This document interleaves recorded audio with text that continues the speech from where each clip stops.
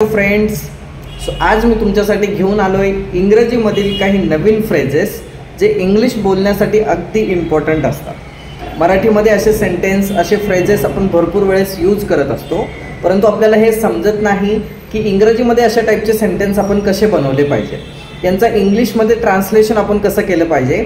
So अगदी easy आहे, अवघड असं काहीही नाही आहे। फक्त एक गोष्ट तुम्हाला करायची की कन्सेप्ट समजून घ्यायचे। जर तुम्हाला खरंच वाटत असेल की नाही मला इंग्लिश शिकायचं आहे, मला इंग्लिश बोलायचं आहे, आपण कसं आहे इंडियामध्ये राहत आहोत, it is a non English country. Non English कंट्रीमध्ये हेच गोष्ट असते की तुम्हाला कन्सेप्ट अगोदर समजून घ्यायचं आहे आणि कन्सेप्ट समजल्यानंतर मग त्याला डेली लाईफमध्ये रोज यूज करण्याचा प्रयत्न करायचा आहे।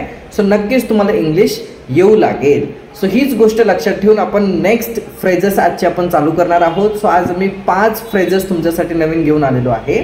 असे सेंटेन्स मराठीमध्ये बोलवतो परंतु इंग्लिशमध्ये आपल्याला समजत नाही की आपण कसं बनवलं पाहिजे। So my first phrase is I have to admit, means मानावं लागेल।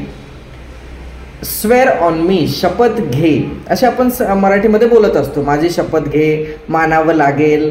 दम असेल तरला आपण इंग्लिशमध्ये काय बोलणार की इफ यू हॅव पॉवर। तू राहू देला इंग्लिशमध्ये काय म्हणतात, you let it B.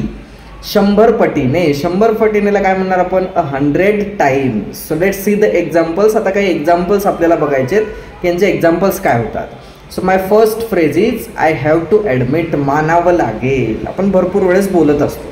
So मानावं लागेल, तुझी इंग्रजी खूप छान आहे, तुझी इंग्लिश खूप छान आहे। So I have to admit your English is excellent. मानावं लागेल, तू खूप लालची आहेस। I have to admit you are so greedy, लालचीला ग्रीडी म्हणतात। नेक्स्ट थिंग इज मानावं लागेल, तुझी मम्मी खूप चांगली आहे। I have to admit your mother is very nice. Next मानावं लागेल, पुणे हे खूप सुंदर शहर आहे, की I have to admit Pune is a very beautiful city. So तुम्हाला हा फ्रेज समजलाच असेल, I have to admit means मानावं लागेल। सो असे सेंटेन्स आता बनवायला तुम्हाला चालू करायचे आणि रोज याची प्रॅक्टिस करत राहायचे। Next one is swear on me, माझी शपथ घे। असं आपण भरपूर वेळेस दुसऱ्यांना बोलत असतो की माझी शपथ घेऊन सांग, की माझी शपथ घेऊन सांग की तुला काही माहीत नाही। Swear on me that you don't know anything. माझी शपथ घेऊन सांग की तू खरं बोलत आहेस। Swear on me that you are speaking the truth. माझी शपथ घेऊन सांग की तू खोटं बोलत नाही आहेस। So swear on me that you are not lying. माझी शपथ घेऊन सांग ही खोटं आहे। Swear on me it's a lie. So तुम्हाला हे समजलं असेलच। नेक्स्ट वन इज दम असेल तर, हे पण आपण भरपूर वेळेस यूज करतो की इफ यू हॅव पॉवर, जर पॉवर असेल तर मला हे करून दाखव, की दम असेल तर बोलून दाखव। Show by speaking if you have power, दम असेल तर मारून दाखव। Show by beating if you have power, दम असेल तर जाऊन दाखव। Show by going if you have power, आणि दम असेल तर इंग्लिश बोलून दाखव। सो कसं बनणार की show by speaking English if you have power, जर तुझ्याकडे पॉवर असेल तर इंग्लिश बोलून दाखव। Next one is you let it be, तू राहू दे, हे तुला जमणार नाही। आपण असं भरपूर वेळेस यूज करतो की तू राहू दे, तुम्ही राहू द्या, त्यांनी राहू द्या। सो असे सेंटेन्स कसे बनवणार आपण की तू राहू दे, मी करेन, it means it is a future. So फ्युचरमध्ये काय लागतं, विल लागतं, will plus first form.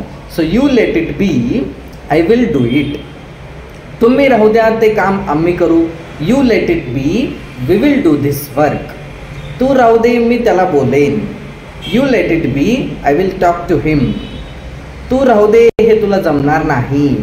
You let it B, you can't do this, otherwise you cannot do this. So तुम्हाला हा फ्रेज समजला असेल, you let it be means तू राहू दे। नेक्स्ट वन इज 100 टाइम्स, म्हणजे 100 पटीने। जर कोणी 100 पटीने जास्त क्लेवर असेल, ब्रेव असेल तर काय सांगणार तुम्ही, 100 टाइम्स। अशा टाईपमध्ये सेंटेन्स बनवायचे। जसं फॉर एक्झाम्पल, तो तुझ्यापेक्षा 100 पटीने चांगला आहे।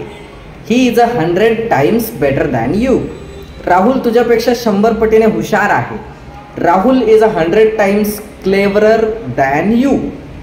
तो तुझ्यापेक्षा 100 पटीने उंच आहे, उंचला टॉल म्हणतात। So he is 100 times taller than you. तो तुझ्यापेक्षा 100 पटीने जास्त धाडसी आहे। धाडसीला आपण ब्रेव म्हणत असतो, brave, braver, bravest. So he is 100 times braverer than you. So हा फ्रेज तुम्हाला समजला असेल की 100 टाइम्स म्हणजे 100 पटीने. सो नेक्स्ट थिंग इज, आता असे काही 5 फ्रेजेस आपण शिकलो. आता काही एक्झाम्पल्स तुम्हाला इथे दिलेले आहेत फॉर प्रॅक्टिससाठी. सो तुम्हाला हे एक्झाम्पल्स इंग्लिशमध्ये ट्रान्सलेट करायचे आहेत. आणि जर तुम्हाला खरंच इंग्रजी बोलायला शिकायचं असेल, खरंच वाटत असेल की नाही इंग्लिशमध्ये मला भरपूर प्रॉब्लेम्स येत आहेत, सो नक्की या फ्रेजेसला यूज करायचे. आणि जर क्लास जॉईन करायचा असेल, ऑनलाईन असो ऑफलाईन असो, तो खाली दिलेल्या नंबरवरती आम्हाला नक्की तुम्ही कॉन्टॅक्ट करू शकता. Guys, we have been running our class for last 22 years. It means since 2003 की 2003 पासून आमची क्लास कंटिन्यू चालू आहे. आम्ही भरपूर मुलांना इंग्रजी बोलायला शिकवलेलं आहे. सो जर तुम्हालाही इंग्रजीमुळे भरपूर प्रॉब्लेम्स येत असतील, फेस करत असाल, तर नक्कीच आम्हाला DM करायचं आहे. Thanks for watching.